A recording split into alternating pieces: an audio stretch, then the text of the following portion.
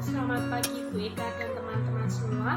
Perkenalkan, nama saya Nasya Salsa, NIM 140141939 dari Rombel H angkatan 2019. Video ini saya buat untuk memenuhi tugas akhir mata kuliah Public Speaking. Assalamualaikum warahmatullahi wabarakatuh. Salam sejahtera bagi kita semua. Selamat pagi.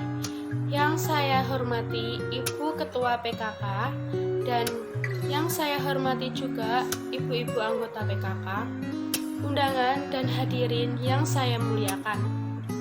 Apa kabar semuanya? Alhamdulillah, semoga selalu dalam keadaan sehat dan selalu dalam lindungan Allah Subhanahu wa Ta'ala. Senang sekali bertemu dengan hadirin semuanya pada pertemuan kali ini yang sangat bersemangat sekali. Pasti begitu, bukan?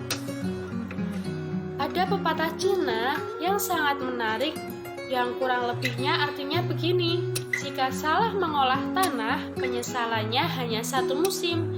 Jika salah mendidik anak, penyesalannya seumur hidup. Ya, mendidik anak menjadi hal terpenting dalam sebuah keluarga. Bersama saya Nasya, serta ibu-ibu PKK, dalam 15 menit ke depan, kurang lebih kita akan bersama membahas tentang peran PKK dalam pola asuh anak remaja yang menjadi topik pertemuan kita kali ini.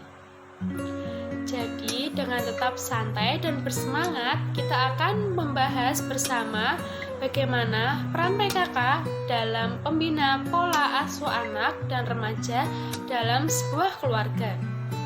Sebelum melanjutkan, menurut ibu-ibu semua, apa saja sih tantangan terberat atau masalah apa yang banyak dihadapi dalam mendidik anak dan remaja saat ini?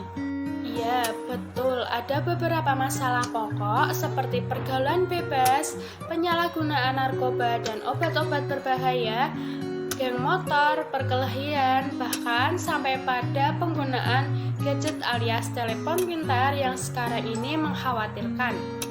Dan di antara banyak persoalan kita dapat mendidik anak tersebut.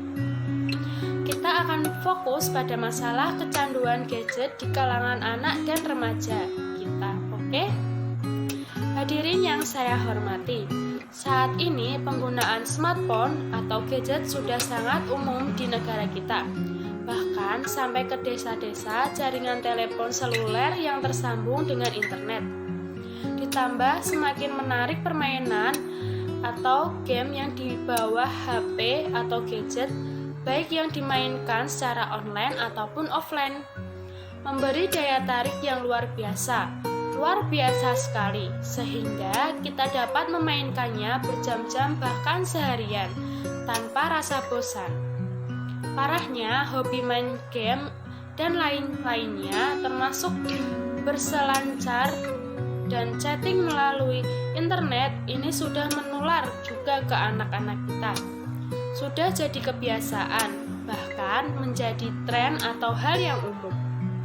Menonton YouTube, rumpi di grup WhatsApp, dan Facebook ini bukan hanya kerjaan para ibu, tetapi juga merasuk ke anak-anak.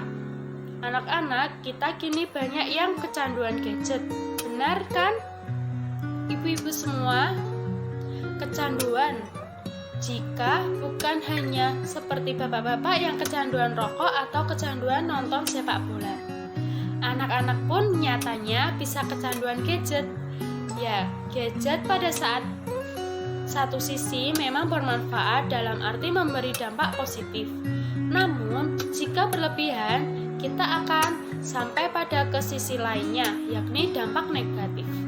Dampak negatif ini misalnya berkurangnya kegiatan fisik seperti bermain di luar rumah seperti yang seharusnya mereka lakukan. Ini memperkuat fisik dan juga kepekaan panca inderanya terhadap lingkungan. Bermain juga melatih hubungan sosial dengan teman-temannya yang merangsang pola pikir dan kerjasama positif untuk memahami orang lain. Termasuk manfaat bermain juga adalah membangun imajinasi dan pemahaman lingkungan. Bermain bagi anak-anak seharusnya simulasi atau latihan menghadapi keadaan sebenarnya saat anak-anak kita dewasa kelak. Masalah berikutnya berhubungan dengan kecanduan gadget adalah kurangnya hubungan dengan orang tua dan saudara. Inilah yang sering menjadi pemicu kesalahan komunikasi. Karena waktu untuk bersama dalam sebuah keluarga di mana ayah, ibu, dan anak-anak bercengkraman bersama dalam sebuah keluarga. Kesempatan seperti ini sekarang berkurang sebab selain sibuk dengan kegiatan masing-masing, ada acara TV yang sudah mengurangi kebersamaan kita. Sekarang masing-masing malah asik dengan gadgetnya. Ini masalah.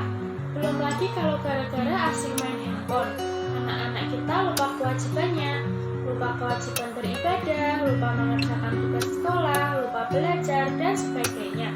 Ini berdampak buruk bagi perannya dalam menyiapkan masa depannya. Dan yang lebih mengerikan lagi adalah kalau anak-anak kita terjebak dalam informasi yang salah. Apa itu? Ketika anak-anak kita terjebak pada hobi menonton tayangan yang tidak bermanfaat, chatting yang tidak jelas arahnya, game yang merangsang kekerasan, suka membaca cerita-cerita romantis yang belum sampai pada saatnya, bahkan kalau anak-anak kita terperangkap dalam menonton gambar atau video yang mengarah ke pornografi. Na'udzubillah min dzalik. Berlindung kita kepada Allah dari hal demikian. Jangan sampai terjadi. Masalah utamanya sering para ibu mencari gampangnya saja dengan memberikan handphone atau gadget ketika sibuk atau agar anaknya tidak rewel. Selain itu juga ada keinginan untuk memanjakan anak dengan memberikan sesuatu yang sama dengan teman-temannya, atau agar anak tidak ketinggalan zaman atau hanya menuruti gengsi semata. Lalu bagaimana peran PKK dalam hal ini? Melalui peran PKK kita mengembangkan kegiatan dan penyuluhan terhadap anggota-anggotanya tentang pola asuh anak dan remaja, terutama dalam hal penggunaan handphone yang sesuai dengan kebutuhannya. Artinya, bagaimana manfaat atau dampak positif dari gadget alias handphone ini pada kita dapat ambil sebanyak mungkin dan mengurangi dampak negatifnya atau menghindari kejelekannya sesedikit mungkin. Nah, dalam pertemuan rutin kita berikan pengertian penggunaan handphone ini kepada anggota sebagai bagian pola asuh dari anak dan remaja.